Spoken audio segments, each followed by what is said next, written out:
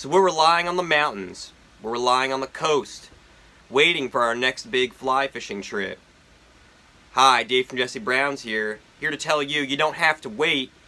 You can have one in your own backyard. That's right, I'm talking about suburban bass fishing. All of the small ponds and drainages spittled throughout this great country, almost all of them hold largemouth bass. Highly predatory, hard fighter, great fly fishing right in your backyard. I'm gonna get on the water, show you a few tips and tricks, and let's have some fun doing suburban bass fishing. Alright, before we head down to the pond, let's talk gear really quick, okay? So personally, I like to use a 5-weight. Alright, if I'm bass fishing, that's about as small as I want to go. But I like using a 5-weight in case I want to switch over to catch some brim or catch some crappie. 5 to 8 weight is what you want to use.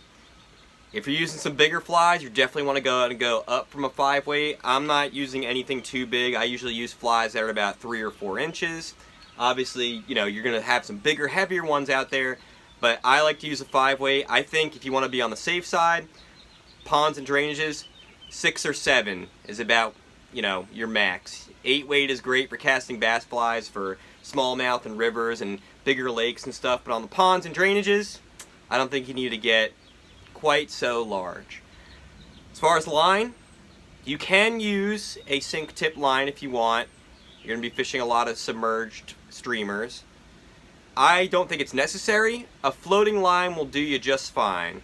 A floating line will be okay, and you can just put some split shots on, or maybe you have a big weighted head on your fly.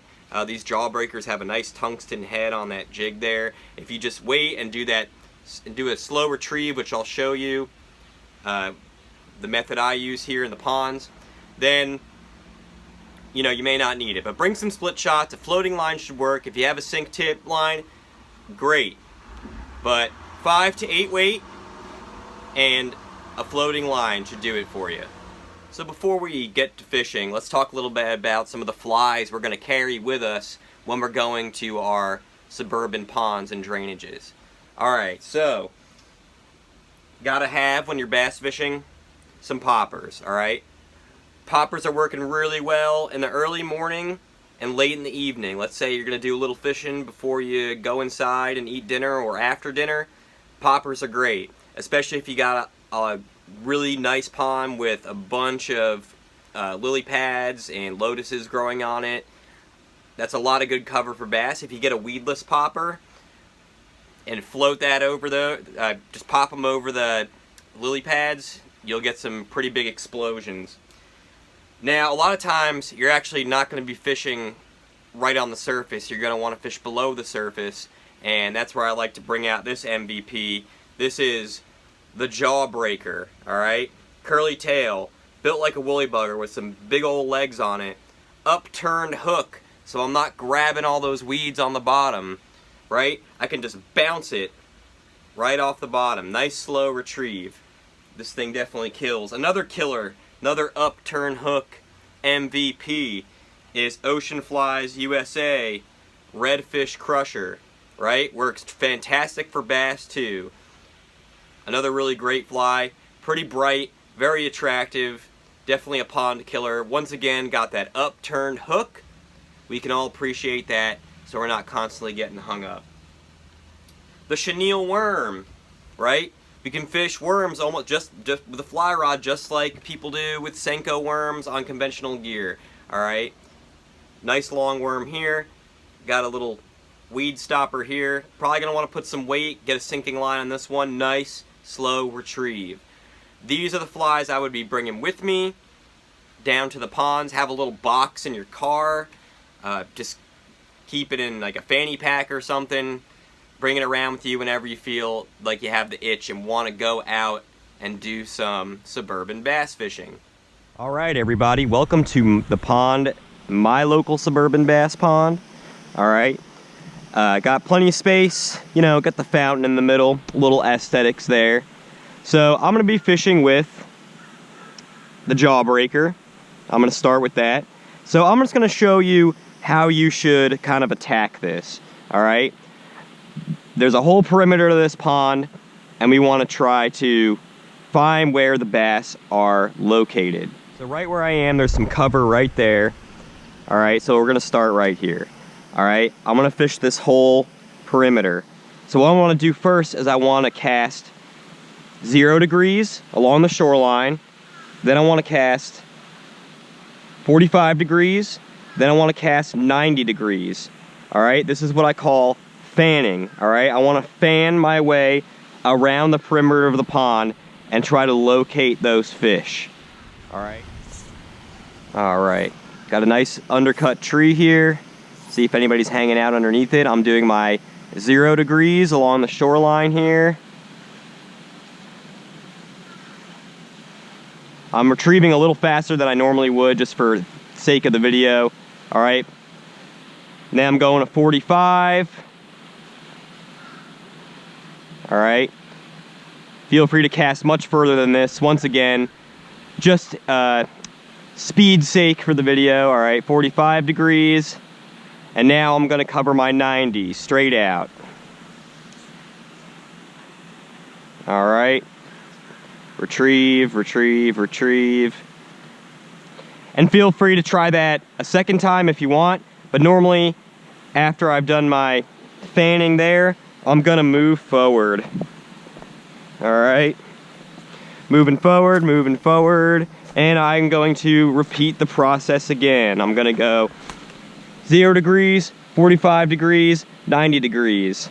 All right, really easy, methodical way to fish. There's a little more of a system to it. Keep doing it till you find some fish. If it's not working, probably time to change some flies. There we go. Right over near the sunfish over there, some good forage for bass. So that's where I threw it.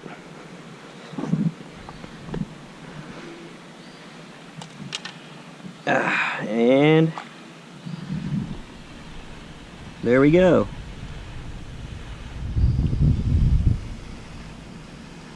So I'm going to show you how I like to retrieve my sinking flies in ponds. Now, always remember, if you live in a pond that has a bunch of little bait fish swimming around, you might want to use a bait fish pattern that's going to dart a little more. And here there's all kinds of critters. We got baby turtles, a lot of bluegill. I'm sure there's a leech or two in here. So I'm going to show you how I like to retrieve my heavier sinking flies. All right, this actually works really well in the colder months too. It's a little hot right now, but this is some pretty murky water. The fish are going to have a hard time seeing. So this method to me is what works the best and will ensure that you're covering all your ground. It's called the 1, 2, 3 stop. All right, so I'm gonna make my cast. All right, cast made. I'm gonna wait, count to 5. 1, 2, 3, 4, 5. All right, then I'm gonna strip. 1, 2, 3, stop. 1, 2, 3, stop. 1, 2, 3, stop.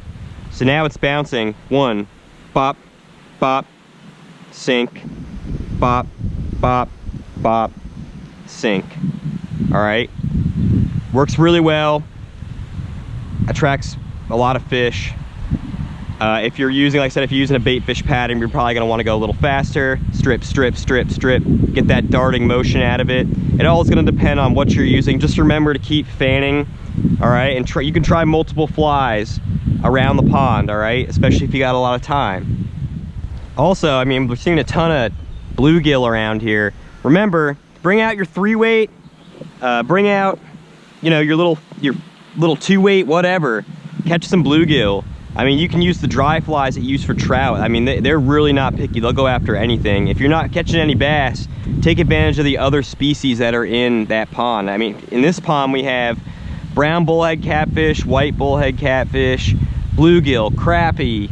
We have small golden shiners in here, which I will use as a bait fish pattern sometimes. And all those fish are great to catch if the bass aren't hitting. There are some days where the bass just really aren't, you know, coming at you here. And those are the days where I come out here with my 3-weight and I get a casting, folks. I'll tell you what, folks, I could not resist. I went and got my 3-weight, put a little froggy popper on there because there are bluegill everywhere, and I love fishing for bluegill. You know, it never gets old for me, no matter how many big fish I catch or places I go to. Woo! Oh man, good fun, good fun. This is a great thing to do with the kids too. If y'all are bored or you're practicing for a trout fishing trip, go out and catch some brim. Loads of fun. Loads of the thrill of the chase. Here he comes, here he comes, here he comes. Come on, come on, come on. You know you want it. You know you want it. Boom! Goes the dynamite. Oh, good fun, good fun. All right, we're gonna get back to bass fishing now. Something equally as important is to respect others around you. If you're suburban bass fishing, you're gonna find yourself in suburban places, all right? You're in a neighborhood. Be respectful of the residents there. Be respectful of the property. If you're making casts, oh, look at that big turtle right there. I don't know if you can see him. We got tons of turtles in here, a lot. Anyway, if you are making a cast next to a road, be mindful of the cars driving by. I have hit a car before with my fly. I felt really bad. I didn't feel very smart. Just be aware of your surroundings, just like you would anywhere else, but we want to be respectful of, especially if you're in a private neighborhood that's letting you fish there. That's a pretty rare opportunity you get, so just be respectful, be mindful of that. That's it. Another bass right off the bank. Let's get a look at you. Come on in, here we go. If I can just get my... Alright.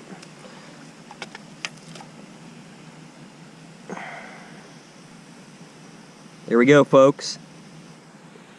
Suburban bass fishing. Alright, no big boys today. I only fished for about an hour.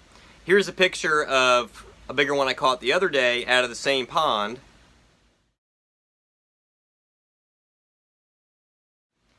Just to show you, where there are smaller bass, there will always be bigger bass. So, get out there, go do some suburban bass fishing in your local area. There will be ponds and drainages everywhere. A good resource, Google Maps. Pull it up. Look for ponds, look for little blotches of water. Make sure you're allowed to access it. Don't go onto someone's private property, alright? Do some driving around, explore, take your kids if you got them. Have fun out there. Be safe.